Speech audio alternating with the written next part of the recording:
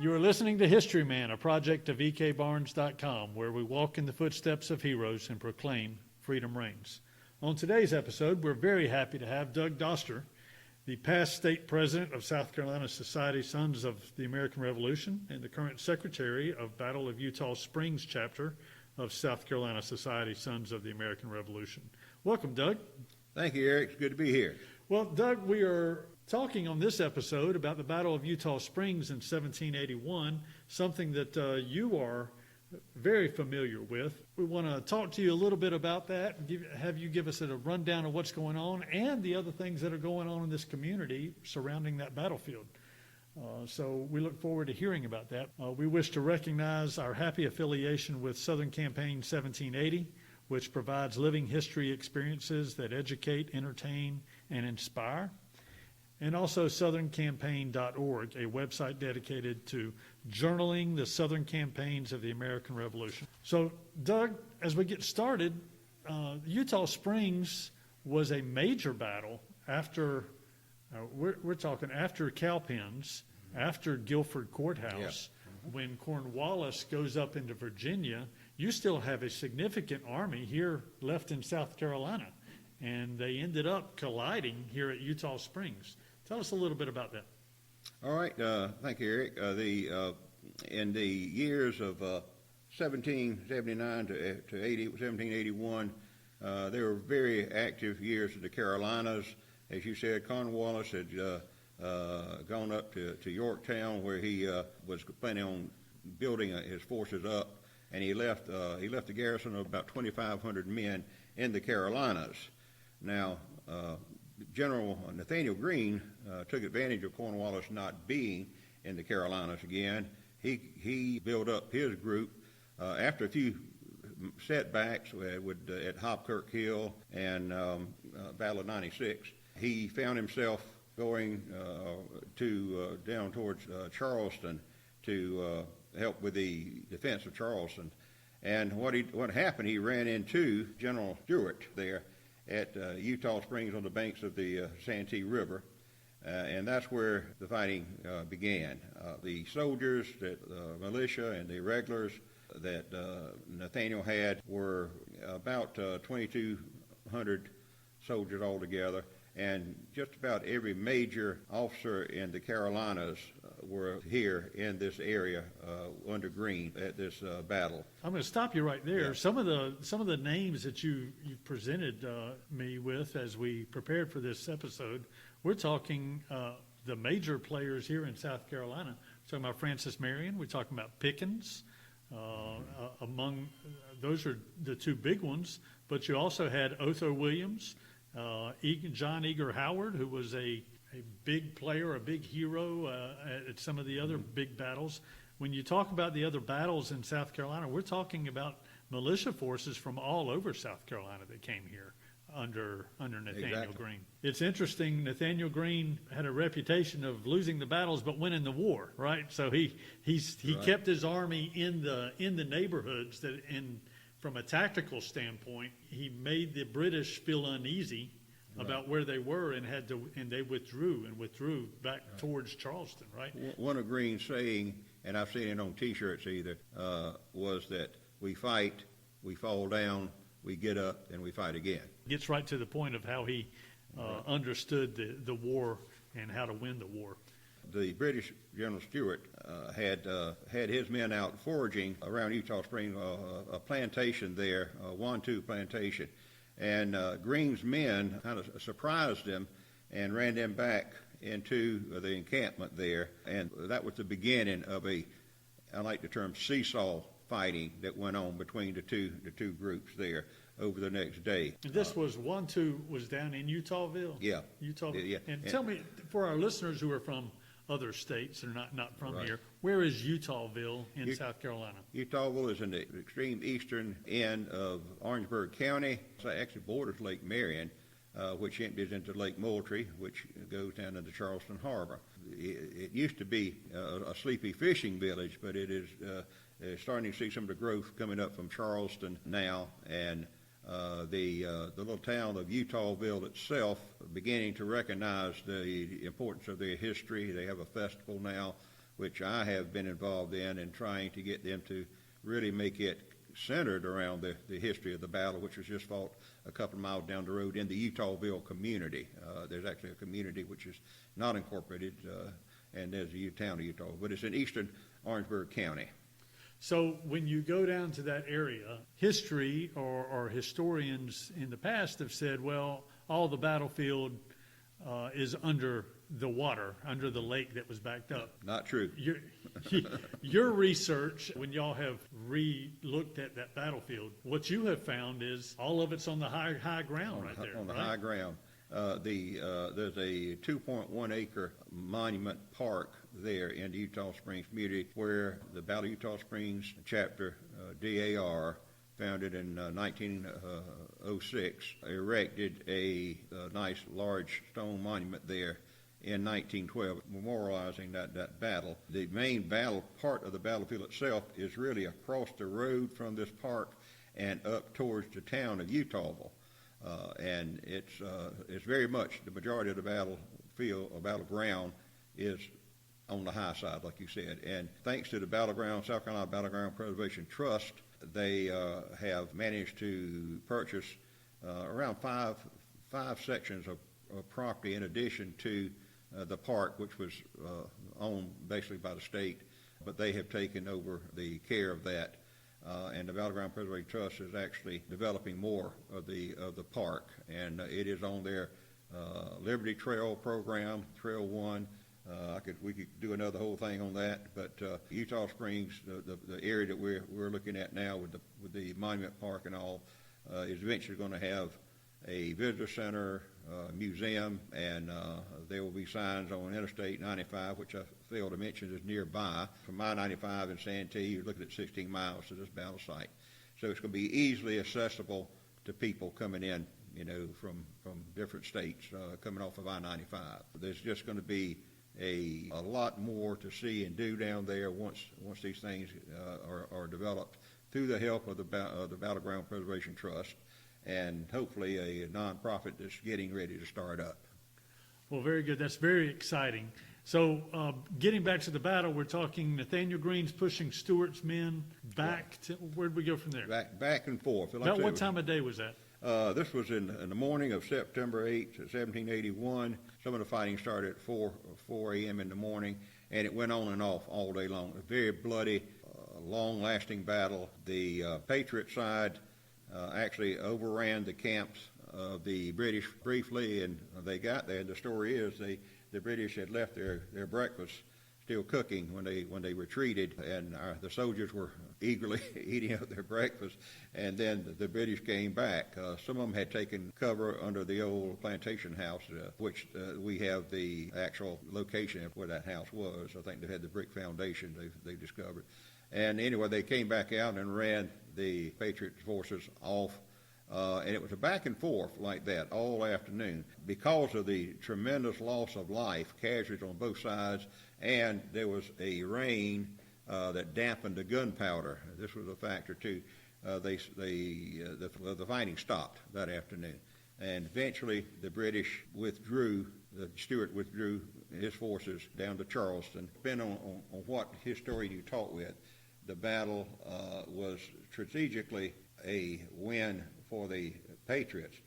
But if you look at it from a military point of view, because the British still had the field, held their field, at the end of the battle, it was a win for them. But it depends on what book and what historian you talk with. But again, both forces withdrew their soldiers away after the battle at the front. The British again going down to Charleston, which they continued to stay in Charleston until 1783. We never regained Charleston after it fell to the British the year before. We never got Charleston back, and they just stayed there until they got ready to leave. Less than 8 weeks after this battle, Cornwallis had, of course, got the word that there was no decisive victory for the British at Eutaw Springs, and he wound up surrendering. Of course, it helped that the French had also blockaded his supplies off the coast of Yorktown, so he wasn't able to get supplies and reinforcements. So less than 8 weeks after this battle at Eutaw Springs is when he surrendered on October 17, 1781. And of course, Cornwallis didn't surrender his own sword. He sent his second in command, an officer Charles O'Hara. He surrendered, torn off his sword to George Washington there. In the Battle of Eutaw Springs, kind of the importance of it kind of got swept under the table then, because Yorktown got all the publicity of being the place where the war supposedly ended. Of course, the war didn't end then. The war went on for another 3 years on the high seas out in the western territories, and it wasn't until the Treaty of Paris, of course, was signed that the war officially, that the United States was officially recognized as an independent nation. I want to get back to what you were saying. This was a very bloody battle and a very long battle. As I've talked to other historians across the region, most of these battles, for instance, Hobkirk Hill, only lasted about 15, 20 minutes or so. That's right. And Kings Mountain lasted about 50 minutes, right? Mm-hmm. I mean, the huge Cowpens didn't last that long either. Mm-hmm. But this actually was a long battle. Day long. And involved how many troops on either side? 2,200 Americans and a little less, around 2,000 British troops. And these, of course, were made up, the British troop was made up of a lot of loyalist Tories, and also we had our American troops, of course, was militia. It was the regular army and militia also. That was another thing about the battle. You had Americans fighting Americans in this battle. Of course, that was the case it was in the Carolinas anyway, because we had such a large loyalist group, a Tory group here, and it was almost like a civil war in South Carolina and North Carolina. It was family against family, depending on who they supported. But yes, the casualties, the numbers, according to my research, 579 Americans were killed and 882 British forces members were killed, or I think killed or wounded. So it was a tremendous loss, and that was another reason they pulled back, was they were losing so many people. That plus the fact that their gunpowder had gotten damp, according to the little mist that they had there. Sure. So you were saying it was a seesaw action, and it lasted for several hours, and it was a bloodbath. I think that was your words. If you go out to the battlefield site where they have the monuments, there's actually a British soldier buried out there, correct? That's correct. A General Marshbanks, John Marshbanks. And believe it or not, let me tell you about this. He has a family group that comes over so many years and pays homage there. It actually shows up at that battle site. One of the locals there told me about that. He says, I talk with these people. Every so many years they come here. Some of them from England, from Europe, but most of them are from the states here in America.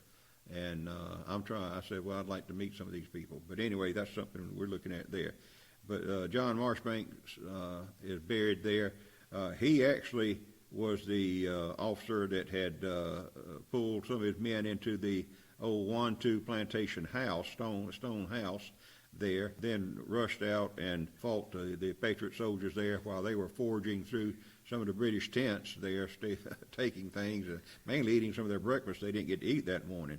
Well, I know that this was such a significant battle in the early history of South Carolina, right, that they even put it in the original state song, right, Carolina, Carolina, right? Right, written by Henry Timrod. And the second verse in that song, there's a line that says, and look to Eutaw's battle bed.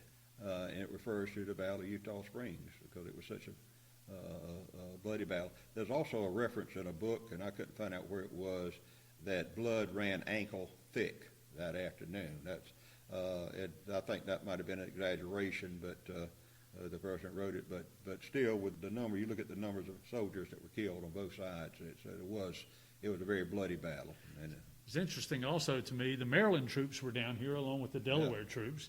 The Maryland troops were big fighters, both Maryland and Delaware. They were fighting all over South Carolina. Right. They were at both battles of Camden and beyond. If you go to the Camden Yards at Oriole Stadium there in Maryland, right, you will find a street called Eutaw Street, exactly, and it's named Camden Yards. These are South Carolina references because Maryland played such a big role in the history of this state. Yeah. So tell me a little bit about some of the things you have going on there. You have an annual event down here every Labor Day in reference to right. this It usually battle. falls on Labor Day, yes. Our Battle of Eutaw Springs chapter, the South Carolina Society, Sons of the American Revolution, of course, the Battle of Eutaw Springs is our namesake, And every chapter of the SAR adopts a battlefield, battle site, and of course ours naturally is Battle of Eutaw Springs. We do a commemoration of that battle, which was fought September 8, 1781. We try to have the battle on the Saturday closest to the date, and that usually falls on Labor Day weekend, as it does this coming year. We actually start on a Friday night with a dinner, and we have a speaker, usually an author of some book, certainly a keynote speaker who presents a program for us, and then we have a nice meal there in Santee's at the historic restaurant. Goes back to the 40s. We do that on Friday night because we have people coming in from all over the country now. This is an recognized annual event on the DAR and SAR and DAR calendars of recognized annual events. But the main program is Saturday, where we have a patriotic service at the historic church of the Epiphany, a beautiful Episcopalian church there in Eutawville, historic church. And we have a speaker. We recognize all our DAR, SAR, Children's Society, SAR, and any other genealogical or historic society that's present. And we do, of course, color guard there, and it's about a 45-minute service. And then we leave there and go down the road on Highway 6, another two miles to the Eutaw Springs community and the Battle Monument site. And we do a wreath laying ceremony there, make some brief addresses, and we call out the chapters that have of the DAR, SAR, CAR, and whoever else. And some individual families actually present a wreath in honor of the ancestors that fought there. So we call those names out, and they come up and lay a wreath, or usually we have the wreath set up beforehand for a time, because that time of year in South Carolina, as you know, could be muggy, buggy, and you don't want to stay out there and hot in September, as it was at that year of the battle, 1781.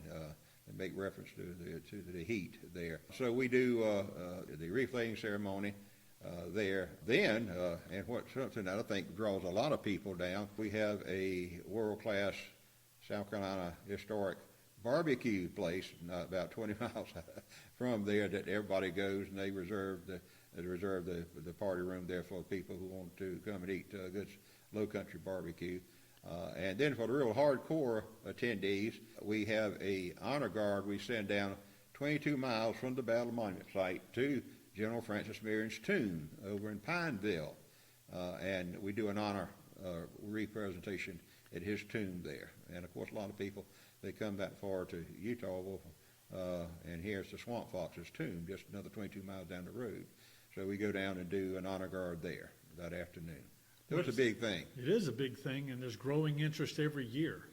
I've seen the ceremony has grown in its prominence and its attendance over the last few years. And we got hit with COVID one year, but we still had it because it was out, so we had everything outside. But the attendance is increasing every year. Doug, how do people reach you? How do they reach the Eutawville battle site? Is there a way they can reach you? They go on the state South Carolina Society website. Our chapter is listed there, but to get to me personally, they can contact me at on dosterdouglas@gmail.com. My name in reverse, dosterdouglas@gmail.com. And my phone number is 803-823-2824. Thank you so much, Doug. Appreciate your time. Well, I thank you coming down and doing this.